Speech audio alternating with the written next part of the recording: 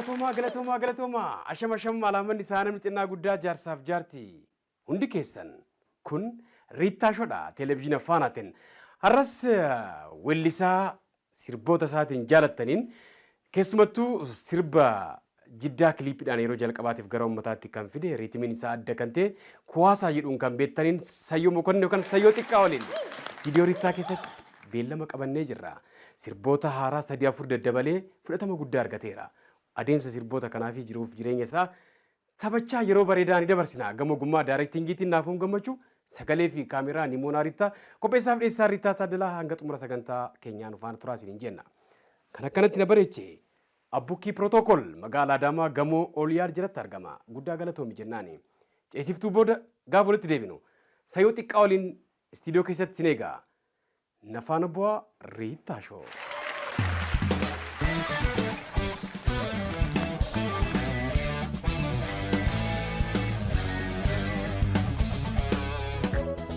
Guddinaa fi coomsa dinagdee biyya tokkoof investimentiin dhuunfaa fi mootummaa iddoo olaanaa qaba. Koomishiniin investimentii Oromiyaa bara kana haala mijataa naannichi qabu adda baasuun abbootii qabeenyaa 4,300 ol kaapitaala birrii biliyoona 83 ol galmeessisan simateera. Humna guutuun hojiitti yeroo galanis lammiilee 300 ol ta'aniif carraa hojii ni banu jedhamee eegamaa jira. Kana milkeessuufis hordoffii fi deeggarsi barbaachisaa ta'e itti dhiyeenyaan kennamaa jira. Xiyyeeffannoo addaatiin ammoo piroojektota investimentii oomishaalee ala ergee fi alaa galan akkasumas agro processing manufacturing horticulture fi tourism dursa kennee hojjechaa jira. Paarkii industirii qonna qindaa bulbulaattiin abbootiin qabeenyaa biyya alaaf keessaa seenuun akka hojjetan koomishinichi waamicha isaa dhiyeessa. Koomishinii investimentii Oromiyaa.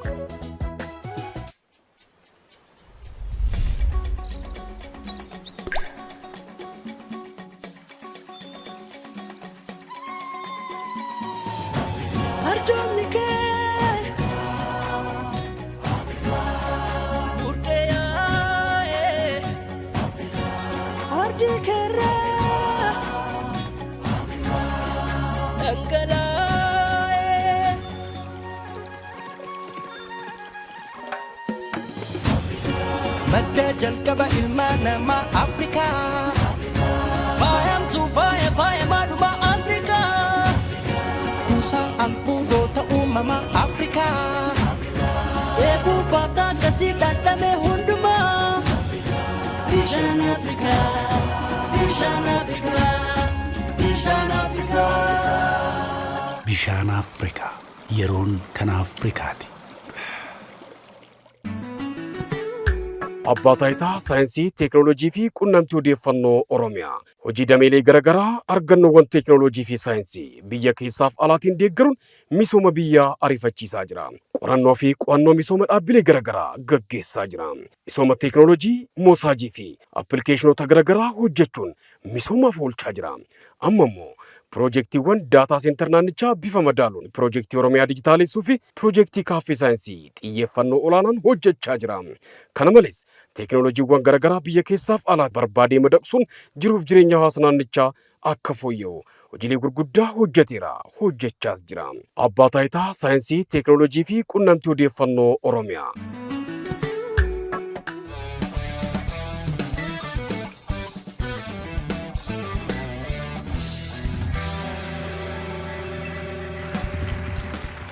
Hayyee kabajamtoota daawwattoota keenya ceesiftuu booda walitti deebinee jirra. Televizyina Faanaatti Ritaa Shoo daawwachaa jirtan. Ispoonsaroota keenya abbaa taayitaa saayinsii, teekinooloojii, quunnamtii fi odeeffannoo Oromiyaa akkasumas Koomishinii Investimentii Oromiyaa fi bishaan Afrikaa guddaa galatoomaa jennaani. Baga nagaan naa dhufte Sayyoo. Hayyee baga nagaan nu eegdan Ritaa Shoo. Cheersiyaa jennu? Hayyee natti tola. Hayyee.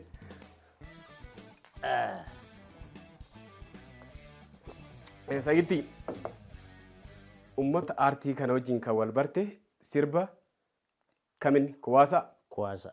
Sirba jalqaba kiliippii itti waraabame sirba kuwaasadha.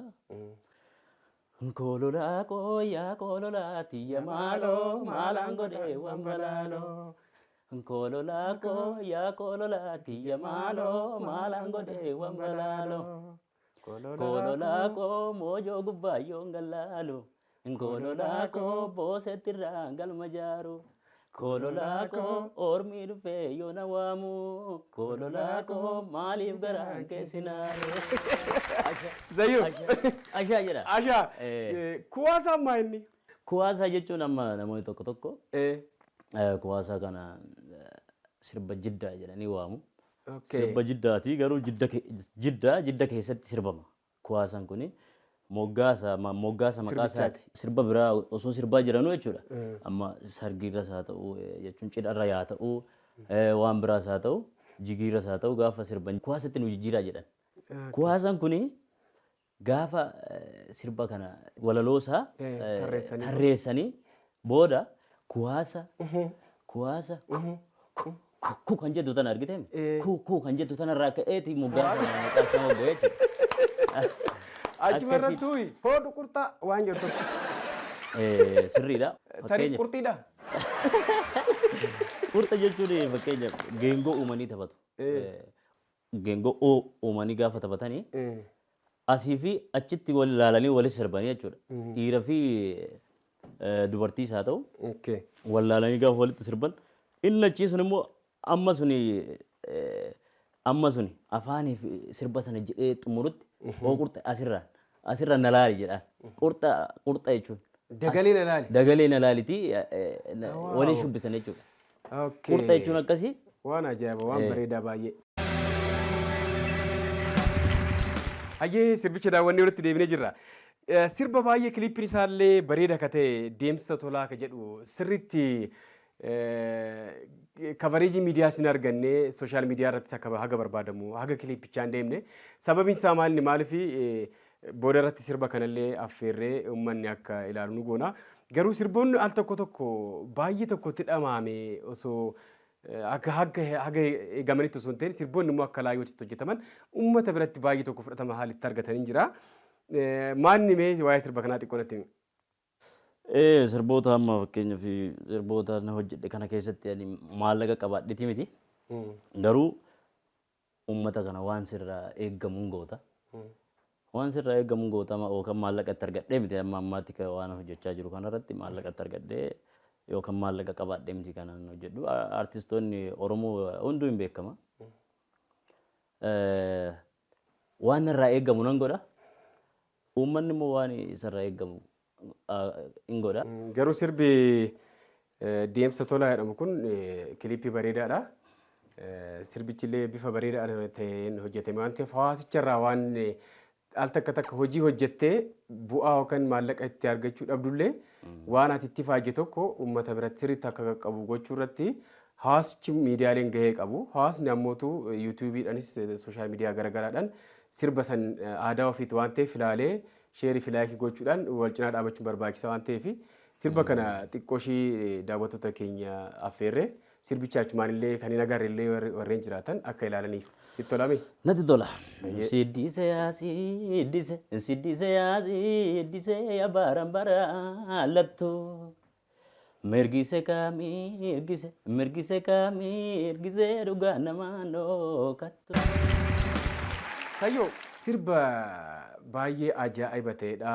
Yeroo hamaa sanitti sirba hojjetamedha. Ergaan isaallee bareedaadha. Walaloon jabaa ta'e tokko hin jiraachi keessatti Oromiyaa giiftii liqeessituu nama hundaa galanni kee yoomii haadha biddeena fufurdaadha. Biddeen fufurdaan kun maanni? Biddeena fufurdaa jechuun Oromiyaa kana keessa namni gara biraatti illee gaafa dhufu asitti of jijjiira jechuudha. Asitti of jijjiira. Garuu Oromiyaatti hin jijjiirame jedhee Oromiyaa kana faarsu sii galeemi.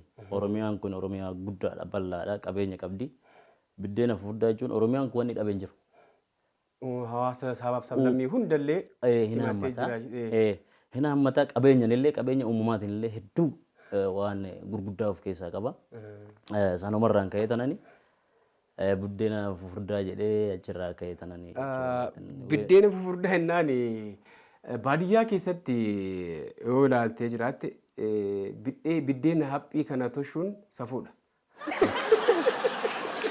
Tarii Sayyoon biddeena fufurdaa kanaan guddate waan ta'eef isa yaadateeti. Irri baay'aadha. irra dibaa nyaata la furdisaniin achi dhadhaa fi akkasuma barbaree fa'aa walitti makaniit irra si dibanii isuma cabsitee afaan kaa'atte. Ishee ammaatu garuu laafoftu wayi waan taateef. Isheen amma biddeen ammaa kun wal makaadha.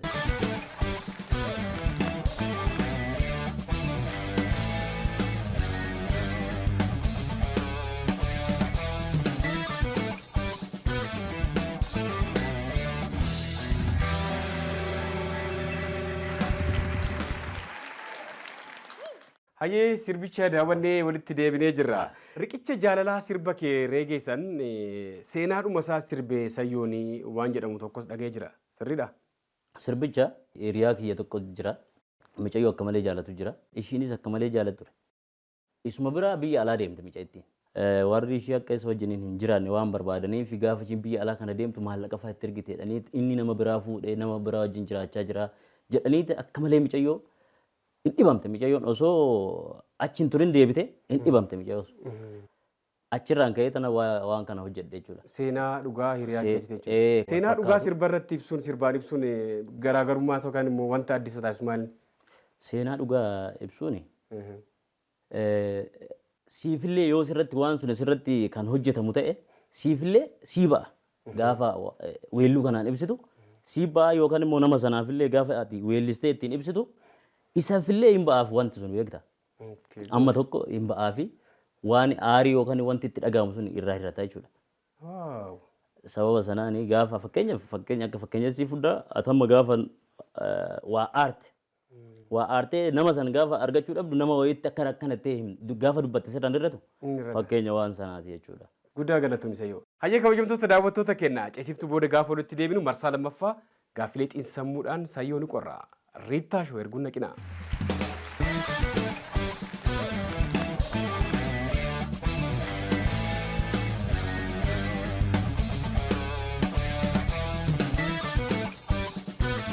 Hayyee kabajamtoota daawwattoota keenyaa ceesiftuu booda walitti deebinee jirra. Televiziyoona Faanaatti Rita show daawwachaa jirtan. Ispoonsaroota keenya Abbaa Taayitaa Saayinsii Teekinooloojii Quunnamtii fi Odeeffannoo Oromiyaa akkasumas Komishinii Investimentii Oromiyaa fi Bishaan Afrikaa guddaa galatoomaa jennaani. Sayyoo gaaffilee xiinsammuu weebsaayitoota garaagaraatirraa fudhanne bifa carraatiin kaasifnee keessummoota keenya amala isaanii ni ilaalla. Amaloota ilmaan namaa akka idiloo addunyaatti qaban nuti illee achuma keessa jirra waan ta'eef akkaataa moggaasa maqaa keenyaan finnee kan itti yeroo dabarsinudha. Mee lakkoofsa tokko haga 10 lakkoofsa jaalattu natti miti amala kee isaan laalla jechuudha. Lakkoofsa jaalattu isa jalqabaa. Lakkoofsa 8. 8.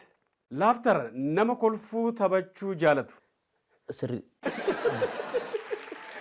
Taphaaf kolfa qofaani kan hin beeku. Akkasuma sirri. Amaluma keeti. Kolfii fi taphni kun beektee ta'es ta'uu baates saayinsiin akka jedhutti umurii namaa dheeressa beektee hormooniiwwan sababa garaagaraatiin xiqqoo shilaamshaan abdeet akka godhan akka dammaqan inni godha waan ta'eef amalli namoonni yeroo baay'ee kolfaan dabarsan kun bareeda beektee akka kiyyaa kanallee daftee harriin baaftu waan ta'eef bareeda. Yeroo tokko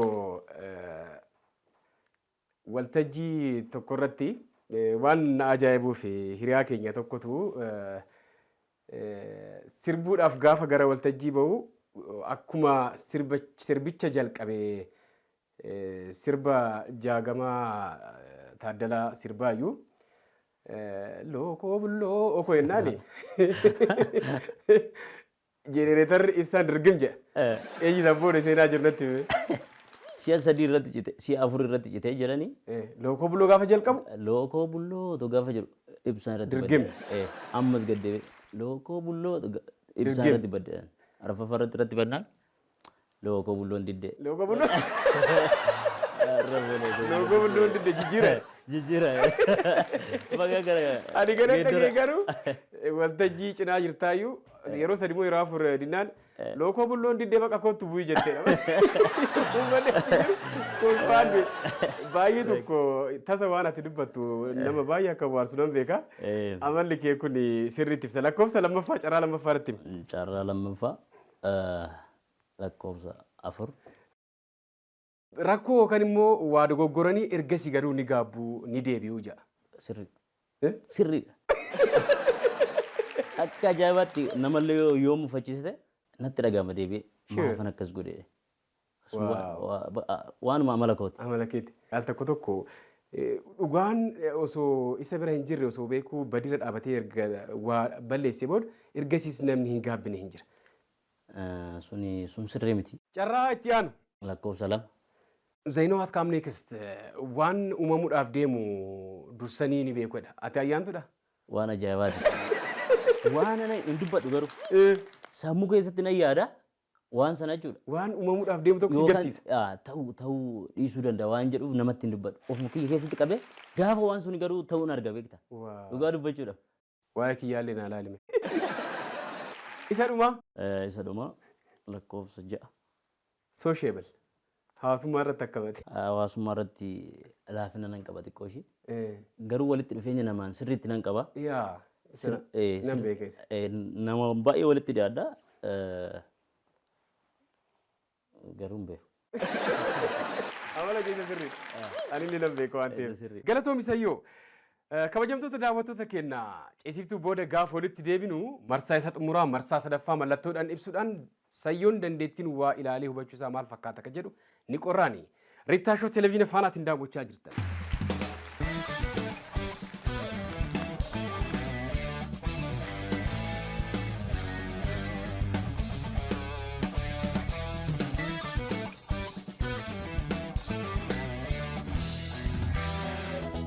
Guddinaa fi coomsa dinagdee biyya tokkoof investimentiin dhuunfaa fi mootummaa iddoo olaanaa qaba. Koomishiniin investimentii Oromiyaa bara kana haala mijataa naannichi qabu adda baasuun abbootii qabeenyaa 4,300 ol kaapitaala birrii biliyoona 83 ol galmeessisan simateera. Humna guutuun hojiitti yeroo galanis lammiilee 300 ol ta'aniif carraa hojii ni banu jedhamee eegamaa jira. Kana milkeessuufis hordoffii fi deeggarsi barbaachisaa ta'e itti dhiyeenyaan kennamaa jira. Xiyyeeffannoo addaatiin ammoo piroojektota investimentii oomishaalee ala ergee fi alaa galan akkasumas agro processing manufacturing horticulture fi tourism dursa kennee hojjechaa jira. Paarkii industirii qonna qindaa bulbulaatti abbootiin qabeenyaa biyya alaaf keessaa seenuun akka hojjetan koomishinichi waamicha isaa dhiyeessa.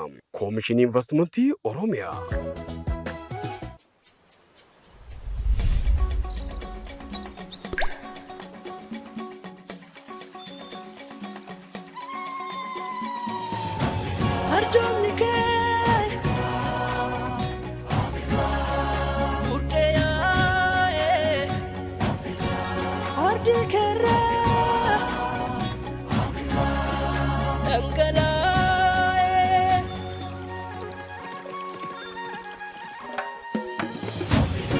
Madda jalqaba ilmaan namaa Afrikaa. Faayamtuu faaya maadhuma Afrikaa. Kuusaa albuudota uumamaa Afrikaa. Eebuu baaftaa akkasii dhandhame hundumaa. Bishaan Afrikaa. Bishaan Afrikaa. Bishaan Afrikaa. Bishaan Afrikaa. Yeroon kan Afrikaati. Abbaa taayitaa saayinsii, teekinooloojii fi quunnamtii odeeffannoo Oromiyaa. Hojii dameelee garaagaraa argannoowwan teekinooloojii fi saayinsii biyya keessaaf alaatiin deeggaruun misooma biyyaa ariifachiisaa jira. Qorannoo fi qo'annoo misooma dhaabbilee garaagaraa gaggeessaa jira. Misooma teekinooloojii, moosaajii fi appilikeeshinoota garaagaraa hojjechuun misoomaaf oolchaa jira. Amma immoo piroojeektiiwwan daataa seentar naannichaa bifa madaaluun piroojeektii Oromiyaa dijitaalessuu fi piroojeektii kaaffee saayinsii xiyyeeffannoo olaanaan hojjechaa jira. Kana malees teekinooloojiiwwan garaagaraa biyya keessaaf alaa barbaadee madaqsuun jiruuf jireenya hawaasa naannichaa akka fooyya'u hojiilee gurguddaa hojjeteera, hojjechaas jira. Abbaa taayitaa saayinsii, teekinooloojii fi quunnamtii odeeffannoo Oromiyaa.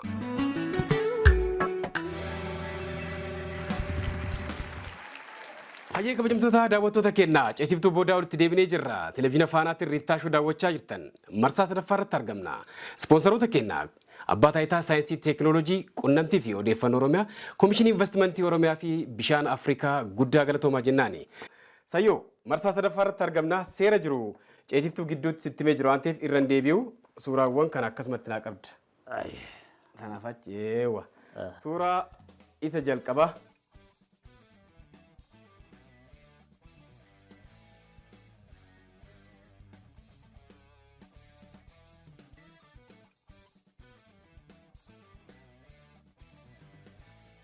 Mike Tyson.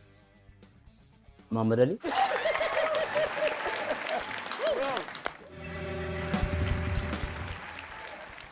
Gaaffii lammaffaa.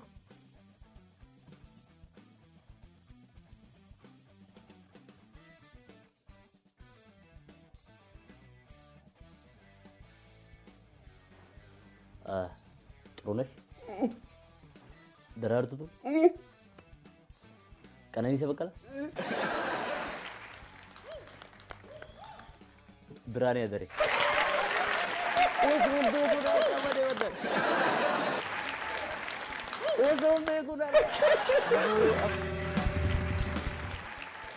Suuraa sadaffaa. Okay, gadi buusi.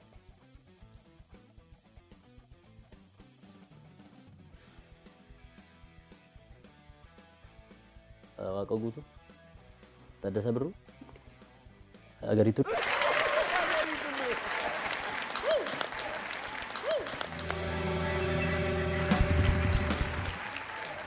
Suuraa isa xumuraa. Okay.